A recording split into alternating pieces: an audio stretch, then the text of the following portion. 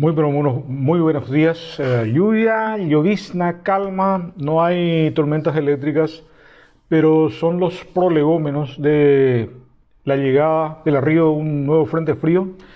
Aquí para Fernando de la Mora anuncian mínimas de 6, 5 grados entre esta noche y mañana y pasado.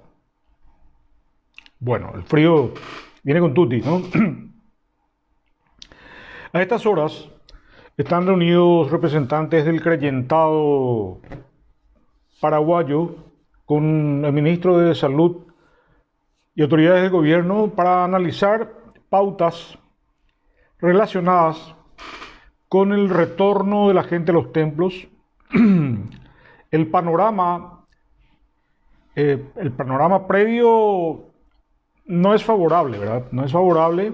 No sé lo que se va a decidir, pero mi entendimiento es que tenemos que estar preparándonos para una iglesia post pandemia. Una iglesia, un creyentado, un estilo de ejercer la fe que va a ser diferente a todo lo que veníamos haciendo. Hoy vemos de alguna manera alguna maqueta de lo que será realmente el ejercicio de la fe a partir de aquí, pero no se puede negar de que Dios puso a sus hijos ante un dilema tremendo. El dilema en realidad no es para Dios, es para nosotros, porque hemos estado entendiendo equivocadamente el tema de la fe. ¿A qué me refiero? A que le hemos dado demasiada importancia a la actividad en el templo y uno lee las escrituras y realmente la actividad en el templo es importante, pero no es lo más importante en el ejercicio de la fe.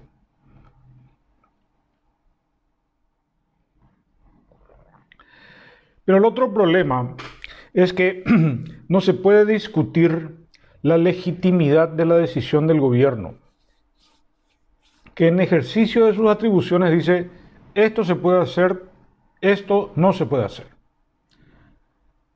Y uno tiene que entender que el gobierno actúa de buena fe,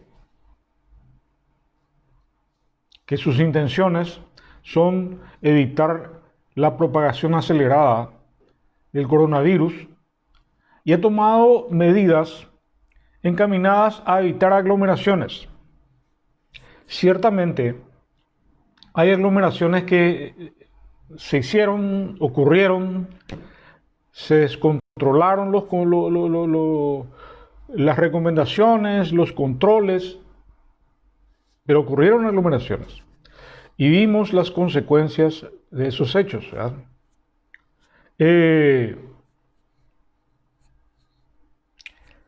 También hay que reconocer que el gobierno tomó decisiones con relación al culto y las misas que no cayeron bien porque templos que son para 1000 personas solamente pueden tener 20 personas. Templos que son para 60 personas solo pueden tener 20 personas. Es decir, si el gobierno estableció una pauta de un distanciamiento de 1,5 metros persona a persona, es evidente que un templo preparado para recibir digamos, a 5.000 personas tiene condiciones para recibir a 100, guardando las distancias, ¿verdad? ¿Por qué? ¿Por qué solamente 20 personas? Esa es la duda que se generó. Pero en cualquiera de los casos, uno lee las escrituras y se encuentra con que hay que aceptar las decisiones políticas. Hay que presuponer la buena intención del gobierno, hasta que claramente uno vea que hay mala intención, que hay una manipulación, que hay una que hay una agenda oculta, ¿verdad? Pero veamos lo que dice la Escritura sobre estos temas. En Romanos 13 dice, sométase toda persona a la autoridad que gobierna, porque no hay autoridad sino de Dios, y las que existen por Dios fueron constituidas. Por consiguiente, el que resiste a la autoridad a lo ordenado por Dios se ha opuesto. Y los que se han opuesto sobre sí recibirán condenación. Es decir, el mandato para el ciudadano, para el creyente, es respetar la decisión del gobierno.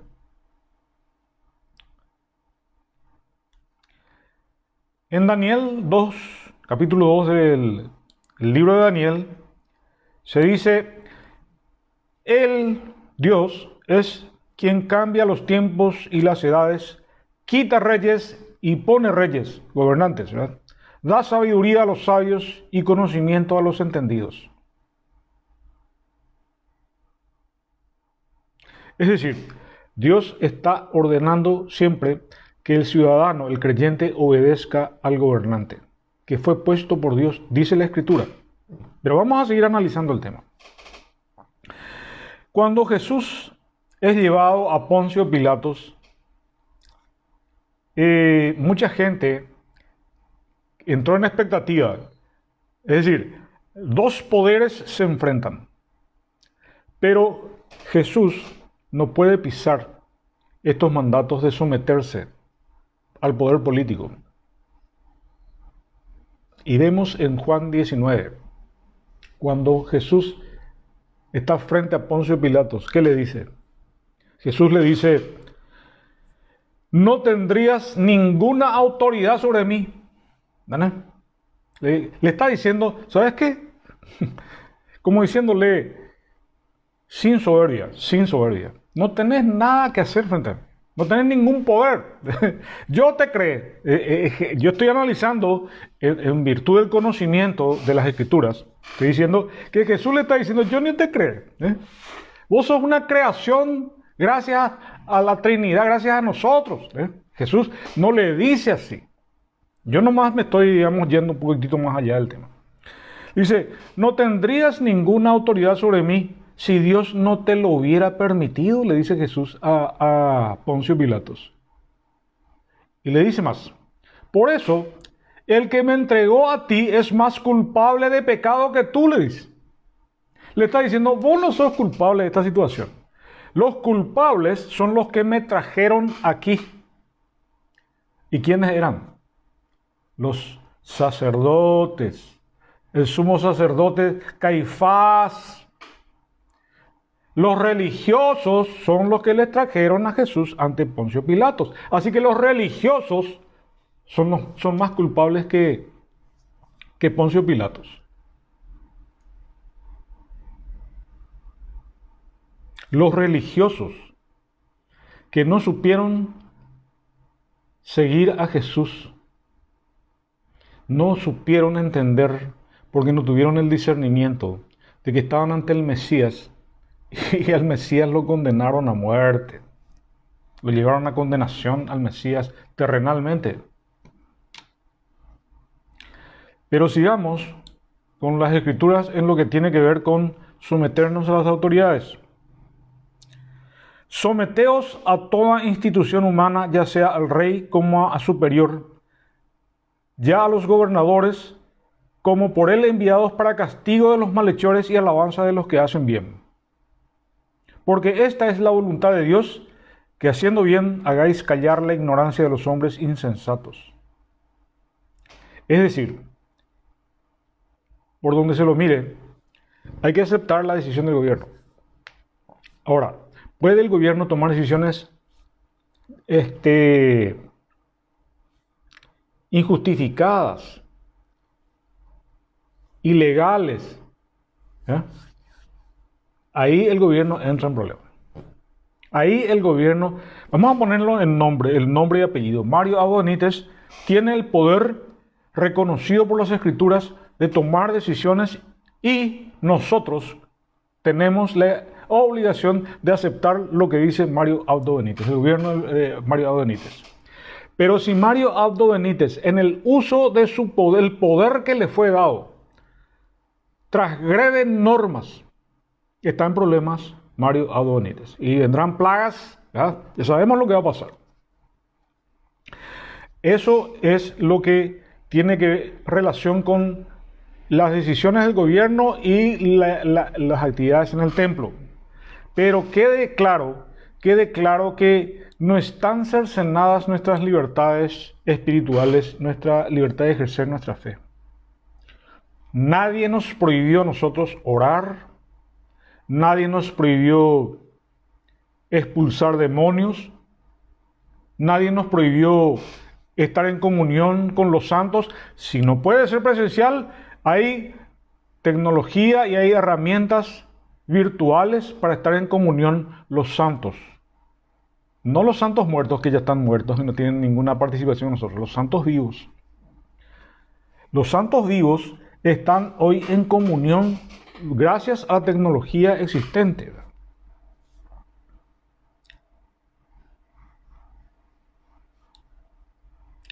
¿Y cuál es la tarea que nos corresponde hacer en este tiempo?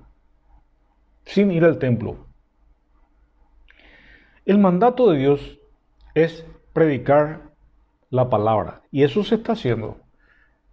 Eso se está haciendo mucho más que antes. Estar en comunión con Dios, más que antes se está orando, ¿verdad? Pero el mandato de hoy es: mas buscad primeramente el reino de Dios y su justicia, y todas estas cosas os serán añadidas. Es decir, primero la gente tiene que buscar el reino de Dios y su justicia. ¿Qué quiere decir eso? Tiene que buscar su salvación. ¿Y cómo busca y encuentra la salvación? La salvación es una decisión personal que se concreta cuando una persona en oración le dice a Jesús: te abro mi corazón, te recibo como mi Señor, como mi Salvador, te pido perdón por todos mis errores y te agradezco que vengas a mi corazón y seas mi guía, mi hermano mayor, mi Salvador. Y en ese mismo acto renuncia a Satanás, sus enfermedades, sus mentiras, ¿verdad? Es un acto de aceptación al Salvador. Dice Romanos 10:9: si decís con tu boca que Jesús es tu Señor y crees en tu corazón que Dios lo resucitó de los muertos, serás salvo. La salvación es por fe, por declaración de fe. Así como el bandido que moría en la cruz confesó su pecado, dijo: yo soy pecador, se reconoció pecador, cometí fechorías y reconozco que vos sos el Mesías, reconoce que Jesús es el Salvador, le acepta como Salvador y Jesús le responde: esta tarde vas a estar conmigo en el paraíso. Se salva. La salvación es por fe, no es por mérito personal. Si hubiera sido por mérito personal, no hubiera sido necesario que Jesús viniera a morir por cada uno de nosotros. Simplemente nosotros hacíamos el bien y nos salvábamos por nuestra cuenta. Es imposible, no fue posible. Por eso Dios envía a un Salvador. Y en este tiempo yo tengo entendido que Dios nos ubicó ante este dilema de someternos a la autoridad, aceptar la autoridad. ¿Para qué? Para que busquemos fuera del templo, en una simple comunión personal con Dios, en la oficina, en el taller, en tu casa, en tu cuarto, en tu dormitorio, en tu sala, donde quieras que estés. Fuera del templo, no hay necesidad de templo. No hay necesidad del templo. Hay necesidad, sí, de estar en comunión con Dios. Yo creo que Dios nos ubicó en esta situación. Para buscarlo a Él, donde realmente lo vamos a encontrar.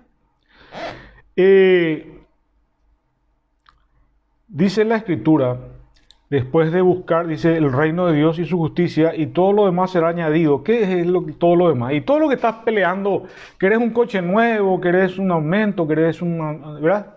Todo lo que está en tu corazón, primero el reino de Dios, y después viene todo lo demás, viene por añadidura.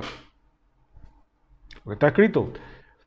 Si lo que vos estás pensando, estás queriendo, se alinea al deseo de Dios, te va a venir. Filipenses 4:19 dice: mi Dios pues suplirá todo lo que os falta conforme a sus riquezas en gloria en Cristo. Es decir, a Dios no le falta nada, tiene todo. va a suplir tus necesidades, pero tenés que estar en comunión con Él. ¿Solo en el templo se puede hacer eso? No. En cualquier lugar.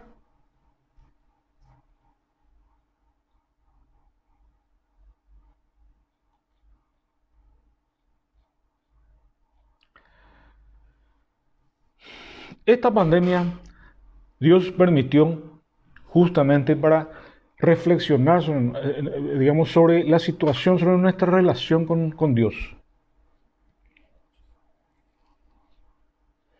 Nosotros le dimos mucha importancia al templo, porque naturalmente, como somos rebaño de Dios, somos ovejas, así nos ve Dios, nos ve vulnerables, débiles como ovejas, que solamente tenemos protección en rebaño, ¿verdad? El rebaño, la multitud, ahí tenemos protección. El sentirnos juntos unos con otros. Hay mucha gente que le dio mucha importancia a eso. Es importante. Pero fundamentalmente, la debilidad espiritual, esa necesidad, sensación de estar congregados al lado, ¿verdad? Escuchando la palabra, eso es para los calientasillas del templo. Es decir, la fortaleza espiritual, mucha gente encuentra en el templo. Pero ¿qué pasa? Que tiene fortaleza espiritual, se siente bien, estando en compañía, en rebaño, en la iglesia, pero entonces se convierte en un creyente dominical. Sale de la iglesia y de vuelta a las andadas. Ahí roba, se emborracha, comete tropelías, hasta el próximo domingo. El domingo se siente bien, allí está lleno del Espíritu Santo, ¿verdad? No es el Espíritu Santo el que le hace sentir bien, sino que la comunión con los hermanos, ¿verdad? Sale de la iglesia y vuelve a pecar, ¿verdad? Entonces, y cangué, espiritualmente. La fortaleza espiritual no viene del templo. Ciertamente, el templo lo que da es alimentación espiritual porque allí se predica, pero hoy la prédica está en las redes sociales. Vos entras en Facebook, buscás y encontrás 100 prédicas para elegir. No depende del templo. Es decir, el alimento espiritual ya no depende del templo. Y yo pienso que la iglesia post pandemia apunta hacia ahí. ¿Qué es lo más importante en el culto? La palabra. Lo demás es rito. El rito. Ese es el problema para los religiosos que le han dado importancia al rito. El rito no tiene ningún valor. En todo caso, hay dos ritos que forman parte de la ordenanza de Jesús. El bautismo, para el que cree, y la Santa Cena. Es decir, el pan y el vino. Son los dos únicos actos que podemos llamar rituales del cristianismo. Eso es lo que bíblicamente está establecido. Entonces, ¿qué nos queda por hacer? Y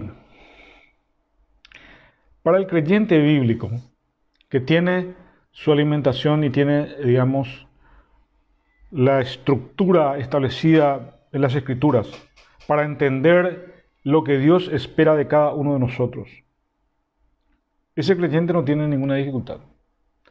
El que está en dificultades es el religioso, el creyente dominical que espera que la oportunidad para volver al templo, sentirse allí, pero unas horas, un tiempo, y después volver a las andadas. Entonces, este es un llamado de atención para el creyentado. ¿Es eso lo que Dios espera? ¿Que volvamos al templo? ¿O espera que busquemos el reino de Dios profundamente para que todo lo demás venga por añadidura? ¿Qué va a pasar a partir de aquí? Insisto, están reunidos en este momento gobernantes y líderes espirituales. No sé lo que van a decidir, pero son temas que tenemos que ir viendo, reflexionando porque lo que vemos es que el virus se está expandiendo. Ese es el panorama que estamos teniendo. Pero eso no nos debe debilitar en nuestra fe. Por el contrario, nos tiene que fortalecer. Estar en oración, en comunión con Dios, con el Creador, por conducto del único, absolutamente único mediador entre Dios y los hombres, Jesús. No existe otro. El problema está en la idolatría. Los que van y buscan paz espiritual siguiendo a demonios, vestidos de vírgenes, de santos, muertos, demonios, espíritus inmundos, que traen alegría pasajera y tristeza perdurable. Espíritus engañadores, que pueden hacer milagros para embromarte, para embromar a los idólatras. Que dicen, yo tengo un santo que me escuche. Sí, a ver quién le escucha. Es el demonio que está detrás del santo. Tenemos que estar en comunión con Dios. De Él viene la fortaleza. De Él viene la paz que supera todo entendimiento. De Él viene el espíritu de victoria, incluso en medio de la tormenta. Cuando Jesús dormía una siestita en la barca, casi se hundía en medio de la tormenta, sus 12 apóstoles estaban con él, todavía no tenían al Espíritu Santo y se asustaron y se fueron a despertarle porque la tormenta amenazaba con tumbar la barca, ¿verdad? ¿Y qué hace Jesús? Se despierta y dice, ¿por qué me despertaron? Dice Jesús. Hombres de poca fe, ¿por qué me despertaron? Como diciéndoles, ustedes tenían que calmar la tormenta. Y se despierta Jesús y calma la tormenta. Levanta la mano o para la tormenta. Como diciéndoles, ustedes o a nosotros, ¿verdad?, que somos discípulos de Jesús, calmen la tormenta. Nosotros, cada uno de nosotros, deberíamos tener la fe suficiente para calmar la tormenta, para repeler el coronavirus de nuestras casas. Ese poder nos fue dado. ¿Qué les parece si buscamos el reino de Dios para tomar el poder, que cada uno tenga el poder de repeler, de expulsar demonios, que a cada uno de nosotros nos dio el poder? Es decir, está disponible para cada uno de nosotros. Tenemos que tomar el poder. El ejemplo está en que le dio el poder a Moisés, y Moisés, igual que la multitud de la gente, no quiso ejercer el poder. Y cuando le dijo Dios, toma, en tu vara está el poder, y Moisés, asustado, dice, ¿qué hago, Señor? Usa tu vara, poné sobre el mar muerto, el mar rojo, y que se abra, y puso, ¿verdad? Poné sobre la piedra y va a salir el agua, y puso y salió el agua, ¿verdad? Y Moisés no quería usar el poder. La vara, el poder, nos fue dado. Tomemos ese poder.